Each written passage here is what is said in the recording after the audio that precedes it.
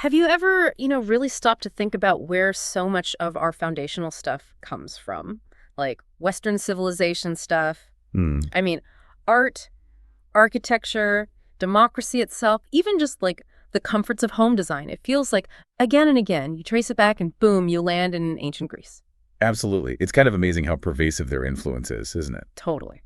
So today, we're doing exactly that. We're taking a really deep dive into this huge stack of your sources, articles, research notes, the works, to pull out the key insights, the really important bits about this incredible civilization. That's right. And what's really fascinating, I think, is that Greek civilization wasn't just stuck on the Greek peninsula. No, it spread out. It Yep. flourished across Asia Minor, went northwards. Yeah. It had this really expansive cultural footprint that genuinely shaped the ancient world. And the material we've gathered, it's incredibly rich. It gives you a really comprehensive view. We're talking historical background, their mythology, which was everywhere fashion, how their government changed over time, those detailed art periods showing this amazing aesthetic journey. Yeah, the art is incredible. Totally. And then architecture, obviously, those marvels that still blow us away. And even like the nitty-gritty of their interior design, the furniture they actually used, to the whole picture. So our mission today is basically to give you a shortcut, right? To get you really well informed on the whole Greek period style. We'll pack it with surprising facts, those moments where you go, aha, and, hopefully keep it engaging, maybe even a bit fun. Yeah, keep you hooked. Exactly. It's not just reciting facts. It's about seeing the connections, how ancient Greece is still kind of echoing around us. There's so much here. So, okay, let's unpack this. Where do we even start? Right at the beginning, I guess. Makes sense. Yeah. Lay the foundation. Okay, so foundation time. To really get a grip on everything that came later, we kind of have to start at the roots. Greek civilization, the one we generally think of, it really kicked off with the Dorians. Yeah, the Dorians. Yeah, they were these people who arrived, moved around, there were conflicts, and eventually they sort of overwhelmed the earlier Mycenaeans. And this wasn't just, a minor skirmish. It was a huge cultural shift, really changed the whole region and kind of set the stage for that distinct Greek identity we recognize. And building on that slightly, maybe turbulent start, you get this really unique development. The polis, the independent city-state. Ah, yes, the polis. Yeah, and unlike these big centralized empires you see elsewhere, this decentralized structure was absolutely key. It wasn't some top-down power dictating everything. Instead, each city-state, each polis, developed its own really strong identity, its own traditions, and often this competitive spirit with its neighbors. Like Athens and Sparta. Exactly, that kind of rivalry. And surprisingly, this local focus really encouraged an incredibly high level of creative expression. People felt connected to their polis, its culture. It fostered this environment where different ideas, new innovations could actually flourish. It led to this amazing explosion in art, philosophy, government. It's really interesting how that political structure fed directly into the art and ideas. And woven into all of that, absolutely everything, was their religion. Oh, completely central. The Greeks worshipped this huge, often kind of messy pantheon of gods and goddesses, and they believed these powerful figures had a specific home, a mythical place, Olympus. Right, Olympus. And tied into their whole worldview, their aesthetic even, is this idea of the golden mean proportion. The golden mean, yeah, that pops up everywhere. It really does. And it wasn't just some abstract math thing buried in scrolls. It was this deep, almost intuitive aesthetic principle that massively influenced their art and architecture. Think of it as this ratio, roughly 1.618. Right, where the longer part divided by the smaller is the same as the whole divided by the longer, something like that. Exactly. And it just feels balanced, harmonious to our eyes. It's like the secret code for visual perfection, whether it's the perfect ratio for a temple front, placing a column just right, or sculpting the ideal human form. And its influence went way beyond Greece. You see it popping up again centuries later with Renaissance masters like Botticelli, Da Vinci. It shows how enduring those Greek aesthetic ideals were. It's like the visual language of harmony, still around today. And this whole civilization, this incredible period, it lasted for centuries, leaving this huge mark right up until, the Romans took over. Right, until the establishment of the Roman dominion. What's so striking about the whole Greek thing is how systematic it all was. Their construction, their art, their design, it was all based on these really precise rules of form. Like they had a blueprint for beauty and order. And that blueprint wasn't just visual, it was intellectual too. If you connect this to the bigger picture, their foundational literature played a huge role. The classic age, the epics of Homer, the Iliad, the Odyssey, plus the poetry of Hesiod. These works, it said, both revealed and concealed deep knowledge. Revealed and concealed. What does that mean exactly? Well, it suggests these weren't just adventure stories or farming guides. They were layered. Homer might reveal heroic ideals, the complexities of war, while Hesiod, maybe in Works and Days, concealed deeper insights about agriculture, ethics, the cosmos. The knowledge wasn't always explicit. It was often in metaphor, allegory, narrative, inviting you to think deeper. It speaks volumes about their intellectual depth. Okay, so moving from those deep foundations, let's journey into the heart of their spiritual world, that vibrant, dramatic, often very human mythology surrounding the 12 Olympians. So Olympus, what exactly was it? We hear the name all the time, right? Disney, Percy Jackson. Yeah, it's everywhere in pop culture. But what did it mean to the ancient Greeks? Was it a real place or? That's a great question, because it was sort of both. Primarily, yeah, it was identified with Greece's highest mountain, Mount Olympus up in Thessaly in the northeast. You can go there, it's a real mountain. Right. But crucially, it wasn't just a mountain. Yeah. It was also understood as this divine dwelling, this realm up in the heavens where the gods lived, feasted, made their big decisions. Yeah. So yeah, Disney and Percy Jackson tap into it, but the ancient idea was this mix of awe-inspiringly real, the mountain, and mystically abstract, the divine home. And these Olympians the Big 12 were about to meet, they didn't just appear and take over. No, not at all. They got their power after this huge defining struggle, this cosmic battle against the older gods, the Titans. Right, the Titanomachy, a clash of generations, really. Their victory established their reign, totally reshaped the cosmic order. And how did they divide up the spoils? The universe is a pretty big place. Yeah, well, according to myth, Zeus and his brothers, Poseidon and Hades, actually drew lots, like a cosmic lottery. Seriously, they drew lots for the universe. Yep, that's the story. The sea, with all its power and mystery, fell to Poseidon, made him the ruler of the waves, and the underworld, that shadowy realm of the dead that went to Hades. Got the short straw there, maybe? Maybe. It certainly defined their domains and the often complicated balance of power between them. Okay, let's meet them then, one by one. Each had such a personality, right? First up, the king himself, ruler from Olympus, Zeus. Romans called him Jupiter. What was his deal? Zeus was the top dog, no question. Supreme ruler, lord of the sky, the rain god, the cloud gatherer. His authority was absolute, symbolized by that iconic weapon, the thunderbolt. Right, the thunderbolt. Yeah, wielded it with terrifying power. He was respected for his justice, but also feared for his temper. A complex guy, could be kind, could be vengeful, definitely kept things interesting. Okay. Next, his brother, ruler of the seas, Poseidon, or Neptune to the Romans. Poseidon, yeah. Zeus's brother, second only to him in power. Mighty ruler of the sea, commanded the storms, the depths. Myth often talks about his amazing palace under the waves. Ooh, underwater palace. Yeah. Nice. Yeah, pretty cool. But also a volatile force, known for shaking the earth with his trident, not just the oceans, earthquakes too. And the third brother, the one who ended up downstairs, Hades, or Pluto. Hades, yeah, drew the underworld, ruler over the dead. Unlike his brothers, he rarely left his dark kingdom. A bit of an outsider. Pliny. Pretty much. A realm of shadows, spirits. Though his Roman name, Pluto, means the rich one, because of all the mineral wealth underground. So, rich but gloomy. Okay, now for one with a really unique origin story. Pallas Athena, or Minerva. She sprang from Zeus's head. Exactly. Daughter of Zeus alone, no mother involved, just popped out fully grown in full armor right from his forehead. Wow. Yeah. Pretty memorable entrance. Underscored her wisdom and her warrior side right from the start. Goddess of wisdom, strategic war, handicrafts like weaving. Very practical, very smart. Closely linked with Athens, obviously. And her brother, the golden boy, Phoebus Apollo. Apollo, yeah. Son of Zeus and Leto, born on Delos. Often called the most Greek of all the gods, because he embodied so many Greek ideals. Beauty, intellect, moderation, skill. The archer god. Yep, Lord of the Silver Bow, the archer god, far shooting. Yeah. Also the healer. God of light, music, poetry, prophecy. A real Renaissance god, you could say. Very balanced, very rational. Then there's the queen, Zeus's long-suffering wife and sister, Hera, or Juno. Tough gig being married to Zeus. Understatement. Yeah, Hera was his wife and sister. Protector of marriage, ironically enough. Right. Guardian of vows. But consumed by jealousy over Zeus's many affairs. A lot of her stories involve getting revenge on his lovers and their kids.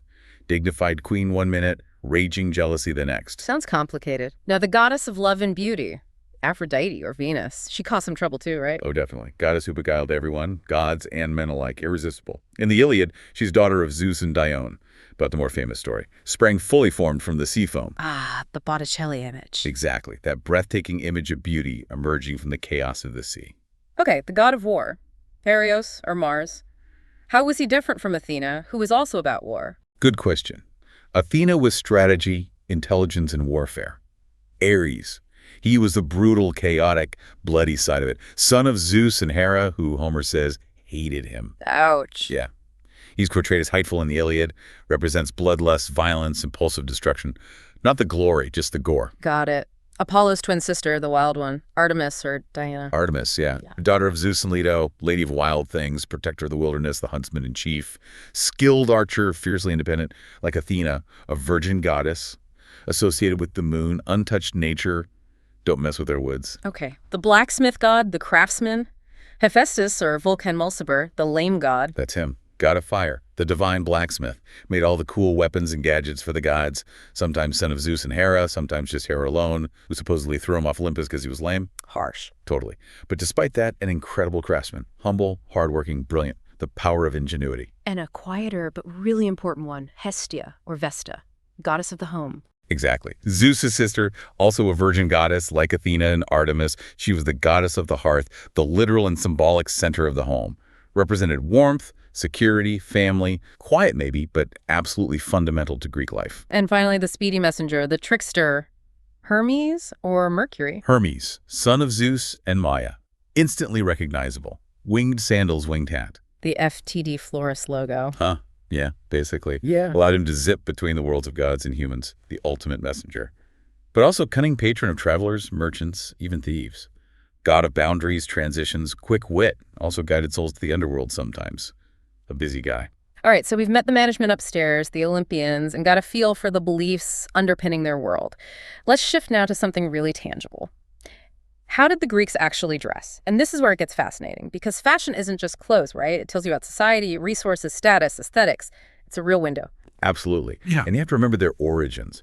Early Greeks, often mountain dwellers, so practicality first. They were weaving their own stuff, mostly from sheep's wool was readily available. The basic garment was essentially a big woolen cloak. Simple, durable, warm, makes sense for the environment. But things changed, right? They didn't just stick with wool cloaks forever. No, definitely not. Innovation, trade, that brought changes. The Ionians, for instance, they introduced linens, which they got from the Saxanians. Suddenly you have more options. Lighter fabrics, maybe more flowing, definitely different textures. It marks a shift from pure survival gear towards comfort and, style. And specific garments became iconic. I've heard of the chiton. Right, the chiton. Initially, that word might have just meant a type of textile, but later it clearly meant a piece of clothing, basically a tunic, draped and pinned in various ways. Then there's the peplos. That was the main garment for women for a long time. What was the peplos like? Imagine a big rectangle of fabric, usually wool. You'd fold it over, pin it at the shoulders, and belt it. It created this sort of gown or outer garment, almost like a shawl effect at the top. Very versatile, could be draped elegantly. Okay. And were styles very different for men and women? Yeah, generally. Wow. For female costume, the peplos was key, creating that classic sort of statuesque look. For male costume, you often see the exomus. The exomus. What's... Super practical garment. Another rectangle of cloth, but fastened just on the left shoulder. Ah, so the right arm is free. Exactly. Perfect for working, fighting, athletics. Usually belted. Could also be draped differently. And then there was the clane or chlamymas, a heavier cloak, often linked with shepherds in Homer, so think practical, maybe a bit rugged, for outdoors. What about hats and shoes? Did they accessorize? They did. Sources mention things like bulbous hats, maybe like the Lacedaemonian cassia, or hats more like a modern tholia, which sounds kind of conical, probably for sun or rain protection. And sandals. Pretty much universal for both men and women. Noted as being light, elegant, fastened in different ways with straps. So practical for the climate, but also a style element. Makes sense. And what about soldiers? Military gear must have been specific. Oh, absolutely. The military chlamys, for example, wasn't just any cloak. It was thick, warm wool, strong, tightly warped yarn. Offered real protection, warmth, almost like early body armor. And helmets. Yeah, especially looking back at the Mycenaean period, which influenced later styles, their helmets were pretty distinct. Leather base, but reinforced with shaped metal plates. serious head protection for battle, shows how clothing and gear were totally tied to their needs and environment. So, building on how they organized themselves, how they dressed, it's absolutely crucial to understand that the Greeks weren't just philosophers thinking about government. They were actively experimenting with different systems, often radically different systems. Right, they didn't just land on democracy first try. Not at all. They tried various things, each with its own rules, its own philosophical ideas behind it, and yet shaped people's lives in really different ways. And it's so relevant for us today, I think, is how much of our political language, the way we even talk about government, comes directly from them. They literally gave us the words. Yeah. So breaking down these systems helps us understand our own vocabulary, right? Exactly. Let's start with the most basic, monarchy. Power in the hands of one person, a king or queen. Okay. Mono meaning single. Precisely. Oh. From Greek, monos, Huh? single, and archain, to rule, single rule. Simple, clear leadership, potentially stable, but, the big risk is it turning into, well, something else if the ruler isn't checked. Leads us to oligarch way. Sounds similar, but isn't quite. Right. Power isn't with one person, but with a few. Usually a small group of rich, influential men, oligarchs. Oligos meaning few. You got it. Oligos, few, plus archain, to rule. Rule by the few. Often meant rule by a privileged elite. Their interests might not match everyone else's, leading to, social division, resentment. Okay.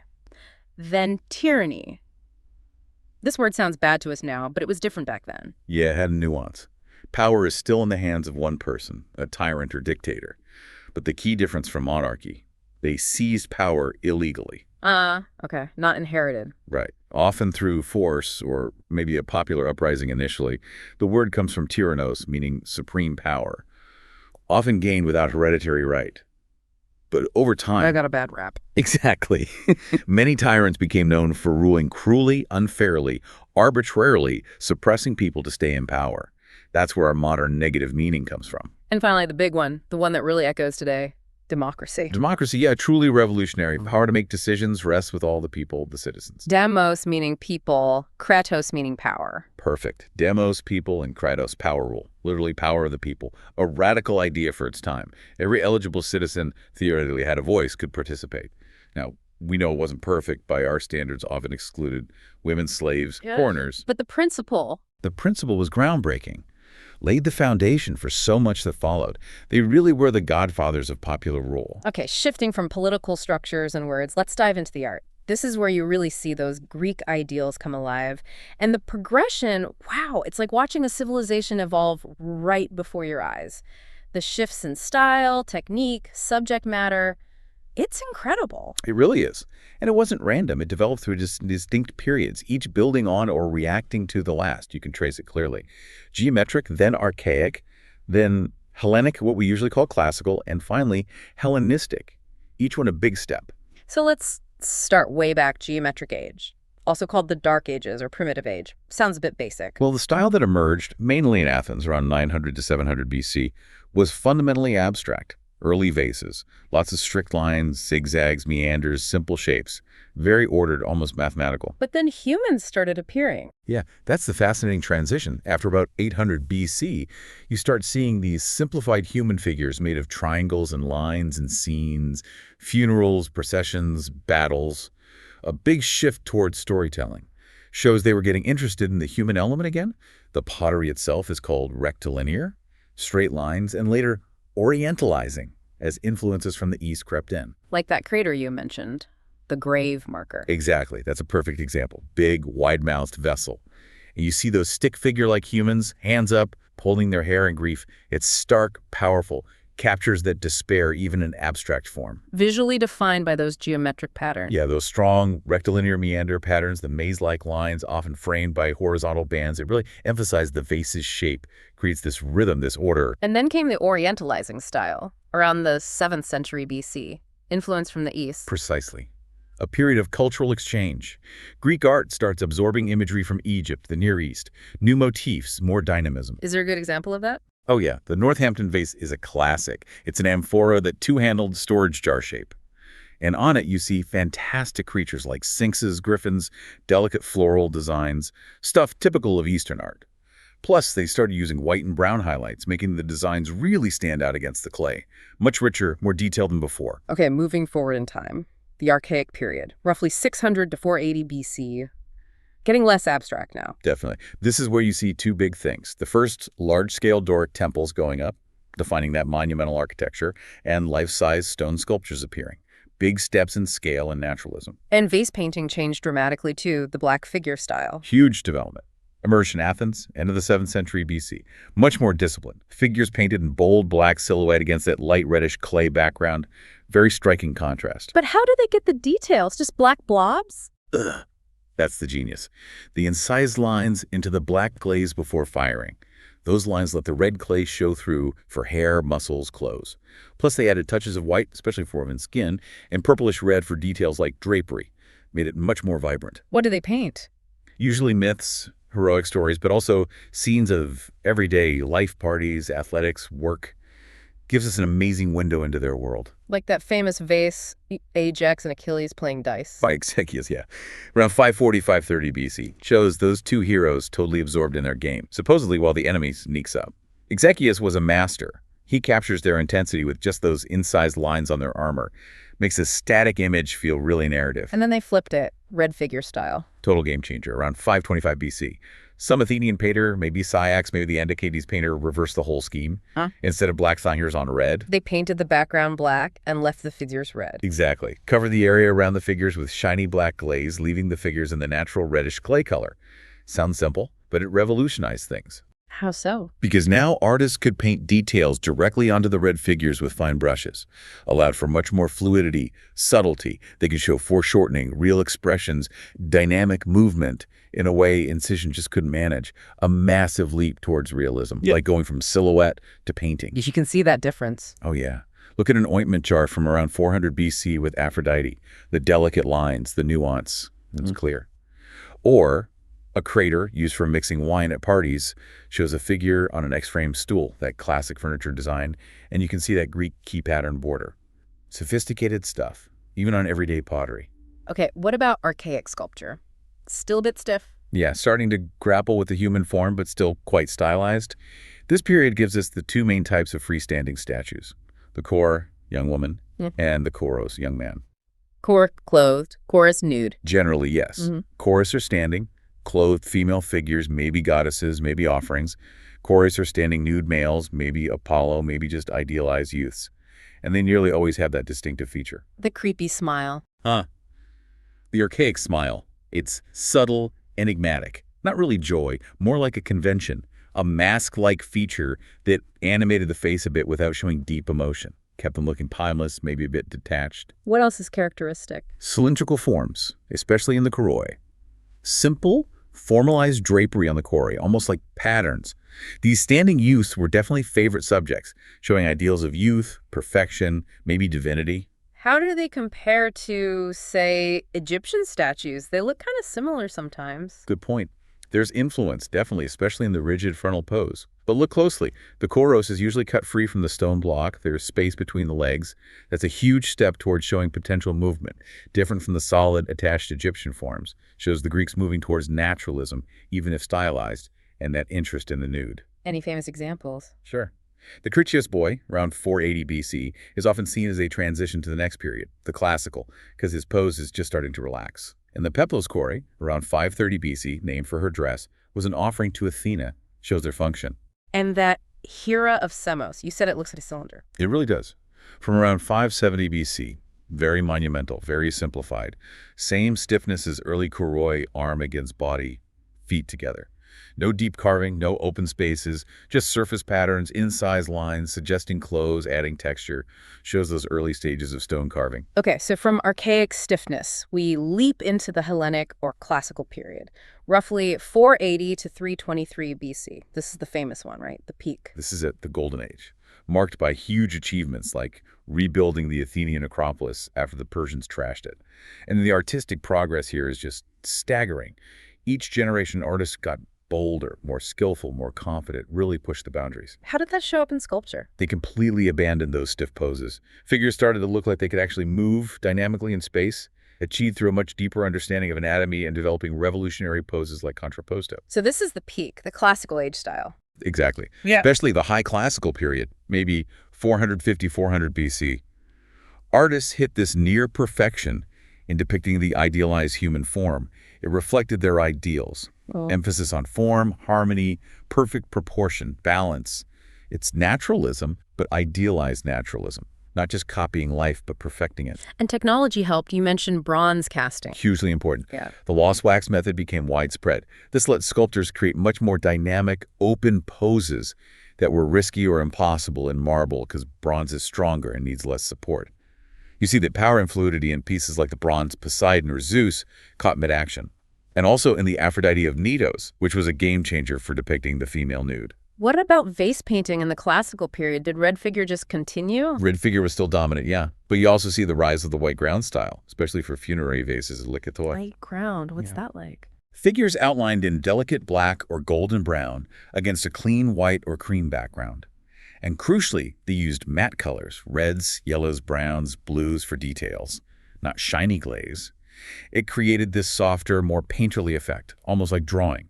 Very serene, often mournful, quite different from red figure's energy. And these vases, they were actually used every day, not just museum pieces. Absolutely. Cooking, storing, drinking, rituals. Pottery was essential, functional, which makes the artistry even more amazing. Beauty and utility totally intertwined. And they had tons of different shapes for different uses. Oh, a huge variety. Each shape had a specific job. The crater we know for mixing wine and water. The hydria, 3 handles, perfect for carrying water. Kylix, those shallow wine cups, often with scenes inside you'd see as you drank. The arabalos, little flask for perfume or oil, often shown with athletes.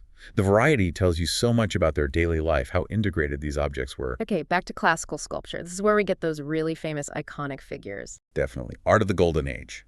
Characterized by that idealized representation, perfect bodily proportion according to a strict canon. You see realistic details like vertical folds in cloth that hang naturally, and the revolutionary contrapposto pose becomes standard. Remind me about contrapposto. Weight shifted onto one leg.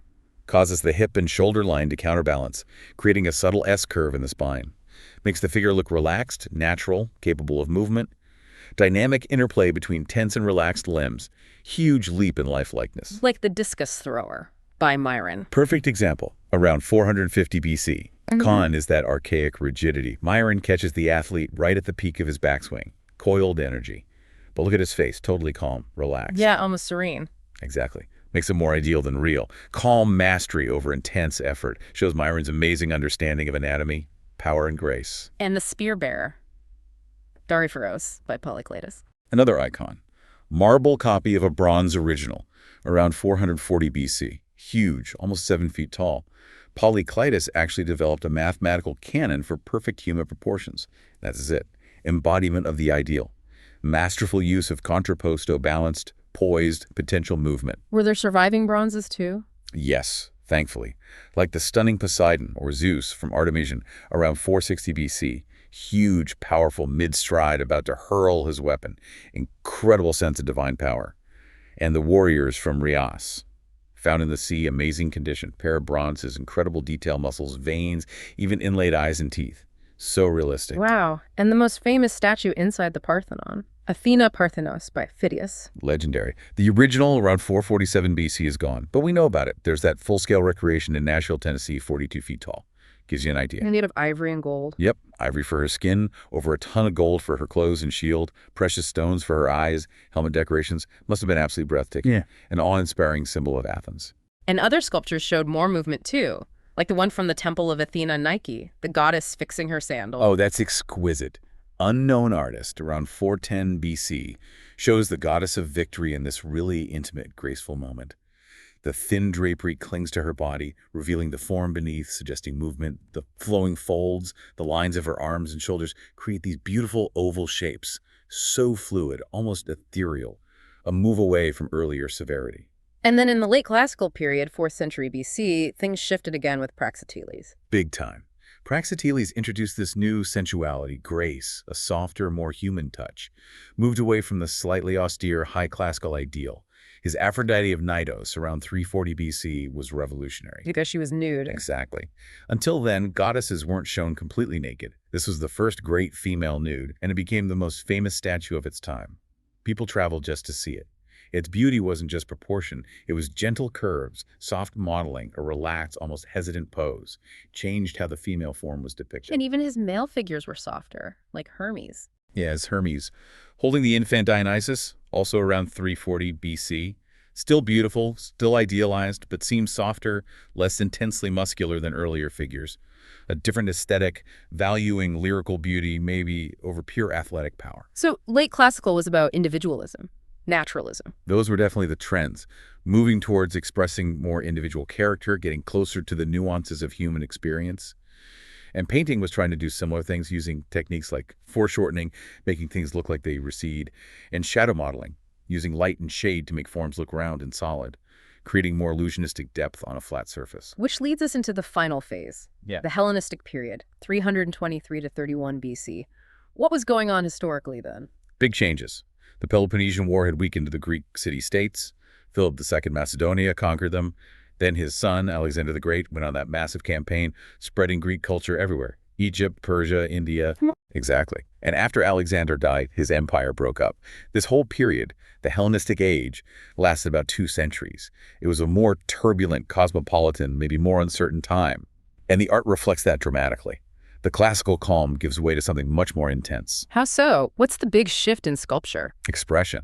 Hellenistic sculpture is about drama, emotion, often violence. Artists moved away from that detached idealism. They created images that were emotionally charged, dynamic, reflecting this more complex, individualistic world. You can really feel it in the statues. Oh yeah, agitation, violent passion, faces contorted in pain or ecstasy, muscles strained to the limit. It's visceral, immediate, designed to hit you emotionally. And they focused on faces more. Hugely. Faces were seen as mirrors of inner emotion. For the first time, capturing that raw emotional truth became more important than achieving perfect classical beauty. Artists felt skilled enough, confident enough to explore new subjects to old age, physical imperfection, suffering, intense feelings, subjects outside the old ideal. Let's talk examples. The Nike Samothrace, the Winged Victory. Incredible piece. Unknown artist, around 190 BC, celebrates a naval victory. And here you see sculptors really exploring the female form's dynamism, maybe even its eroticism, but in action. She originally stood on a base, shaped like a ship's prow. Like she just landed. Exactly. That feeling of forward movement, the wind whipping her clothes into these amazing ripples and folds. It's pure energy. What about the Venus de Milo? Found on Melos, signed by Alexandros of Antioch, maybe 130, 100 BC.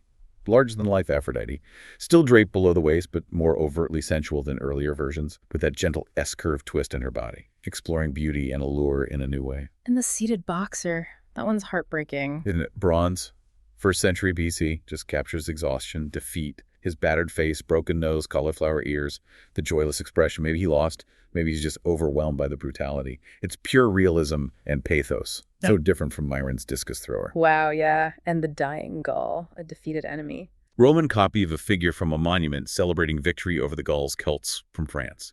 Dates to maybe 230–220 BC. Shows his last moments, fatally wounded.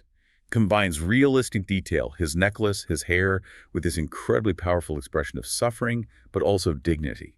Evokes empathy for the enemy, which is pretty remarkable. And maybe the most dramatic, Laocoon and his sons. Oh, totally overwhelming. Marble group. 1st century AD, maybe based on an earlier Hellenistic bronze.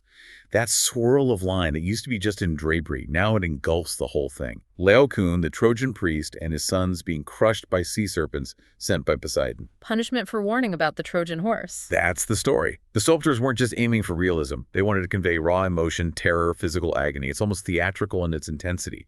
Human despair versus divine wrath. Were there key artists in this period? Yeah, figures like Lysippus, who sculpted Alexander the Great and created more slender, dynamic figures than Polyclitus, and Leo Chair is known for powerful emotional works.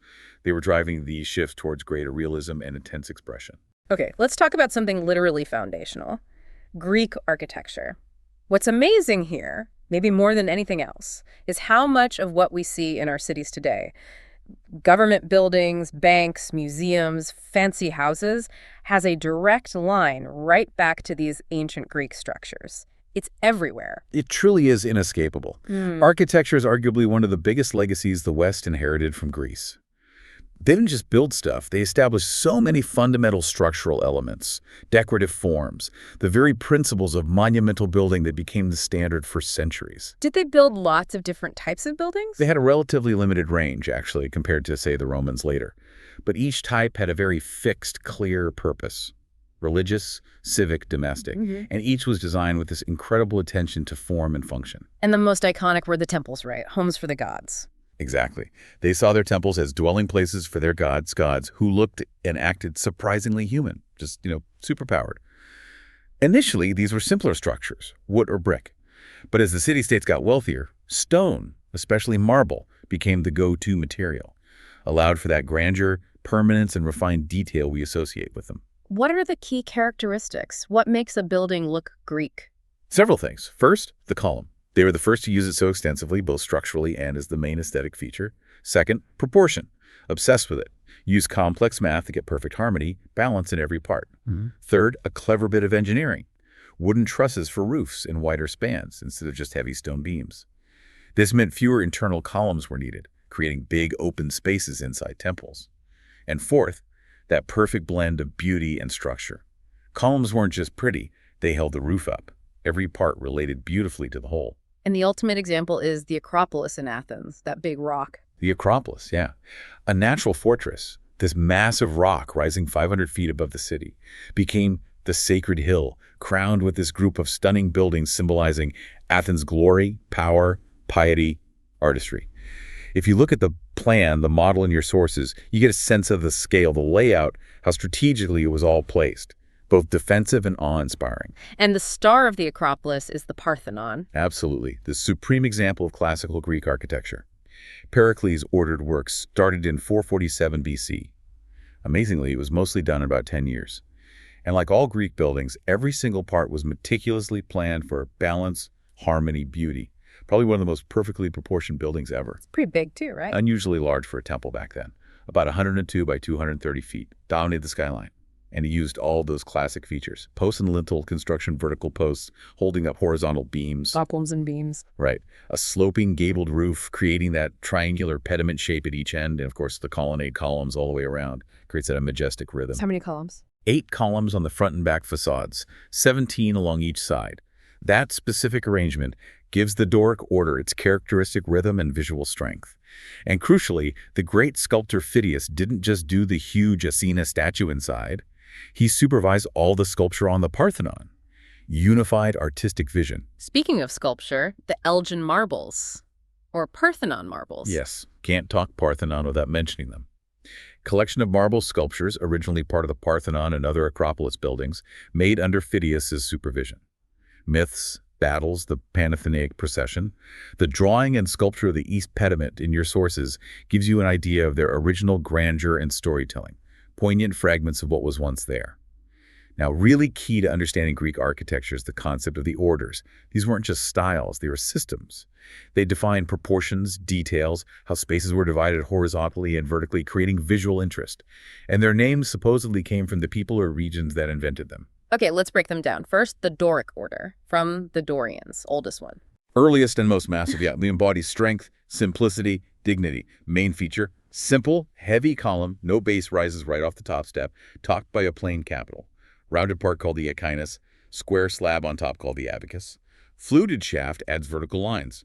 The Parthenon is the ultimate Doric example. Others include temples at Delos, Olympia, Delphi. All have that robust, austere beauty. Okay. Then the Ionic order, from the Ionians. More elegant. Lighter, more slender, yeah. Conveys grace, sophistication. Columns have an elaborate base. And the capital is the giveaway. Those double scrolls, the volutes. Looks like ram's horns or unrolled scrolls. Columns are thinner, taller than Doric, finely fluted shaft. Examples. The Erechtheum on the Acropolis is Ionic, completed around 421 BC, dedicated to Athena and Poseidon, as that famous porch of Kyriatides on the south side. Where the columns are statues of women? Exactly. Kyriatides adds this amazing sculptural element. Also, the beautiful little temple of Athena Nike, Victory, right by the entrance to the Acropolis, built by Callicrates in the 420s BC, pure Ionic style. And the third one, the Corinthian order. The fancy one. Latest and definitely the most ornate. Instantly recognizable capital. Elongated, decorated with stylized acanthus leaves, those spiky, curling leaves. Often has little volutes at the corners too, linking it back to Ionic. It's basically a variation of Ionic, keeps the base often the fluted shaft, but swaps the volute capital for this elaborate botanical design. Where did they use Corinthian? Initially, mostly indoors. Maybe to protect the fancy carving or just as decoration. But later they started using it on the outside too, replacing Ionic columns sometimes. shows a shift towards more decorative richness. Examples. The huge Temple of Zeus at Athens, finished much later under the Romans but started earlier, uses tall, slender Corinthian columns beautifully. And the Choragic monument of Lysicrates in Athens, 335 BC, that's the first known example of Corinthian used on the exterior, a real landmark. And behind columns, they sometimes used actual sculptures as supports, like the caryatids. Right, the draped female figures on the Erechtheum. And less common, but you also see the Telemones or Atlantes' powerful male figures used as columns, often looking like Atlas holding up the world. Adds real symbolic weight. To really get the precision, we should probably touch on the parts of the Greek orders. There's a lot of specific terminology, isn't there? Shows how detailed they were. Absolutely obsessive detail, all for that perfect harmony. Okay, quick rundown. So bottom step is the stylobate, where the column sits. The column itself is the shaft, often made of sections called drums, with vertical grooves called flutes. Top of the column is the capital. Right, made of the necking top band of the shaft, the echinus, curved plate-like bit, and the abacus, square slab on top. Then above the columns is the horizontal part, the entablature. Correct. Lowest part is the architrave, the main beam resting on the capitals. Above that, the frieze. In Doric, that's the bit with alternating triglyphs, rectangles with vertical grooves, and metopes, the spaces in between, often sculpted. Okay, triglyph metope, got it. Then finer details. Tachynia, narrow band below the frieze, regula, short band under triglyphs, guttae, peg-like things under the regula, probably leftovers from wooden construction originally. And the very top. The cornice, the projecting molding that overhangs, protects the frieze. Includes the raking cornice on the sloped ends, and the whole triangular shape formed by the roof ends is the pediment, usually filled with sculpture.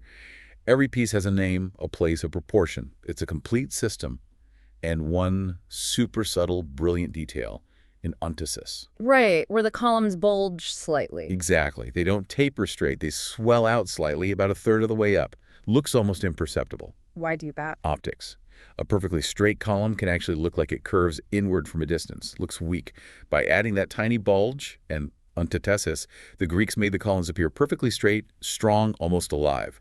Corrects the optical illusion. Shows their incredible mastery of visual perception. Not just building, orchestrating the experience. Wow. Okay, so beyond temples, what other kinds of buildings did they have? It wasn't just temples and houses, right? Oh no, Greek cities had a whole range of structures for different aspects of life. Shows how comprehensive their planning was.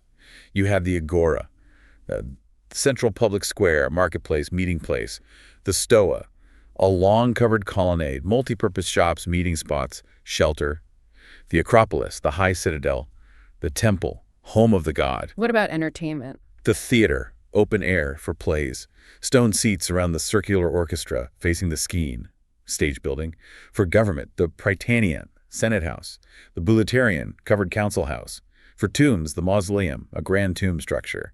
For exercise, the palastra, gym, or wrestling school. And different kinds of theaters, too. Yep. The main auditorium, semicircular, often built into a hillside. The Odeon, smaller, covered for music. The stadium, long for foot races. And the hippodrome for horse and chariot races. Like the theater in Epidaurus, that one's famous for acoustics, right? Incredible acoustics. Dates to around 350 BC. Stone construction, key parts. The orchestra, that central circular dancing place, the proscenium, the stage area behind it, the skene, the backdrop building, and the protos, entrance or exit portals on each side.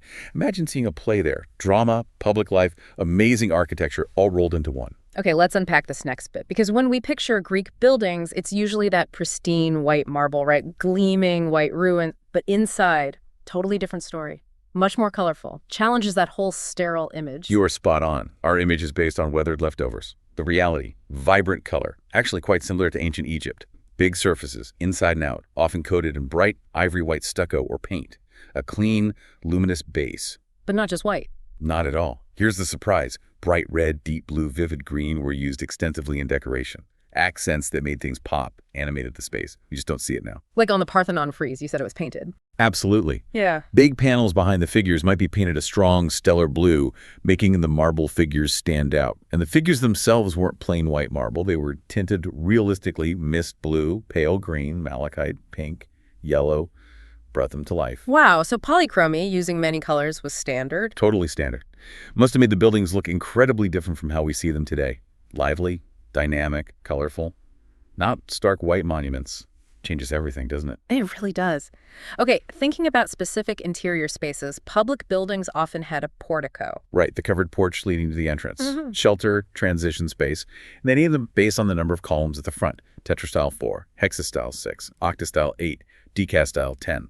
Different levels of grandeur. And inside a temple, what was that like? Less grand than the outside. Often, yeah. The temple interior evolved from the Aegean Megron, the main room in a Mycenaean palace. So the temple was like the palace house of a god, symbolic dwelling. Inside, usually closely spaced columns holding up lintels, gabled roof above. The lintels often carved to look like wooden beam ends, nodding to earlier wooden structures. So not really for crowds. No, function was minimal, ceremonial, symbolic, held the cult statue, offerings. Usually just priests or special visitors went inside. The main enclosed space was the cella, or naos, just 1 or 2 rooms. The visual impact came from the outside, that surrounding peristyle of columns. That rhythmic repetition defined the building. Though some bigger temples had more inside. Some larger ones had internal columns supporting a mezzanine or a balcony, yeah, but still focused on the god statue. That restoration drawing of the Stias building in Athens really drives home the color point, doesn't it? It does, a crucial reminder. The white ruins mislead us. Original buildings use color vibrantly. What about private interiors? Homes? Harder to know. More limited evidence, yeah. Domestic buildings didn't survive as well. But we know rooms are usually arranged around a central courtyard for light, air, privacy. The main room was the oecus, an all-purpose living working space, especially for women and children. How are they decorated? Excavated foundations suggest generally plain rooms. White painted walls, floors of just tamped earth. Practical, simple. And furniture. We don't have much original stuff. Virtually none survives. But thankfully, we have images, especially paintings on vases. They give us amazing clues about what furniture looked like, how it was used. That's our main window. What materials did they use for interiors and decoration? A mix. Stone, marble, limestone for structure, fancy bits. Wood for furniture, roofs. Plaster for smooth walls, often painted. Metals, especially bronze, for decoration, inlays, some furniture. Clay, terracotta for roof tiles. Decor. Even thatch for simple roofs early on. How did they treat their walls? Depended on wealth? Big time. Simplest. Yeah. Unplastered mud brick. Wealthier homes. Tomb paintings show walls often divided into 3 zones. Dado, bottom, often imitating stone. Main field, middle. Cornice, top. And they faked expensive materials sometimes. Yeah, courses of fancy stone might be imitated with paint, incised lines, or molded plaster. Complete. And in the Hellenistic period, it got even fancier. Oh, yeah. More elaborate techniques. 1. Stone imitated even more meticulously with paint, called incrustation or molded plaster. 2. Architectural elements, like columns painted illusionistically to create depth. 3. The main wall field itself treated with molded plaster to look like pilasters and entablatures, adding 3D texture.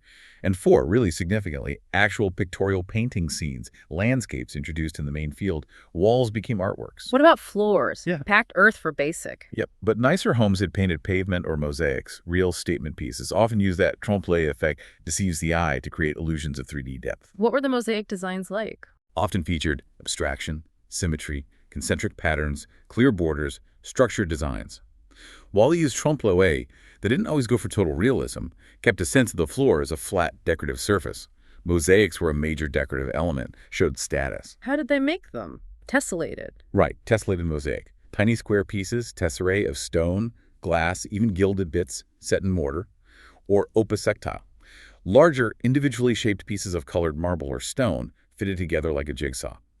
You can see examples from Olympos shows the precision, the artistry. And ceilings. Various types. Cofferings, those recessed panels, adding depth, hiding beams. Simple flat ceilings. Ceilings with exposed beams. Polished stucco for a smooth finish. Flat painted ceilings, often with patterns. Added another layer of detail. And those classic Greek patterns. Moldings. We still see them everywhere. Totally recognizable. Bead and reel. Egg and dart. Dental, like teeth. And the famous Greek key or Greek fret. They were part of the orders used on cornices. Added refined decoration, helped define the architectural lines, old visual grammar. Okay, finally, ancient Greek furniture. What do we know? General points. Materials mainly wood and bronze, for details, structure. Types of foot, often animal-inspired, like dog's foot or lion's paw. And concave backs on seating, for comfort. Let's look at types. Stools were common. Very. The diaphoros, simple seat, used by everyone. The diaphoros ocladius, a folding stool, crossed legs like a camp stool. Portable, practical, sometimes quite fancy. The bathron. basically a small table or simple stool, flat top, 4 straight legs, no back, pretty basic. What about proper chairs? The throne, a throne chair for men, conveyed authority, often had a footstool. The thronos, more general term for a throne or a seat of honor, sometimes even built-in seating, like the Elgin marble chair fragment suggests. But the most famous is the klizmos chair. The klizmos, iconic, often called a chair for women, but used by all. So elegant, distinctive feature, those blade saber legs curving outwards then inwards. And the back. Gently curved back panel, supported by uprights that flow smoothly from the rear legs, gave lumbar support. Seat was often an open frame, webbed with leather or fabric. A chair of real elegance, comfort, probably only for the wealthy. Still influences design today. What else? Tables, beds. Tables were often tripods, 3-legged, stable. For sleeping and reclining seating, the K-line. Multifunctional couch bed, used for symposia, drinking parties, by day, sleeping by night, and chests for storage, obviously. Is there a place we can see all this put together? Well, the Villa Carlos, that reconstruction in the south of France, based on finds from around 450 BC, does an amazing job. Shows columns dividing space, mosaic floors defining areas, exposed ceiling beams, a replica Klein bed, folding stools, drapery used functionally. It really brings the Greek interior to life, far beyond the white ruins. So after all that, what's the takeaway? We've gone from the myths on Olympus right down to the details on a chair leg. It's this incredibly comprehensive picture of the Greek period style. It really is. Yeah. And if you connect all those different parts, the philosophy, the politics, the art, the architecture, the daily life stuff, you see this astonishing ingenuity, this constant striving for an ideal, this aesthetic sense running through absolutely everything. Yeah, it's not just one thing, it's the whole package. Exactly. Yeah. From the math behind the golden mean or the optical trick of endotasis in columns to the deep thinking behind democracy, it reveals this incredible depth and sophistication. They weren't just building things or telling stories.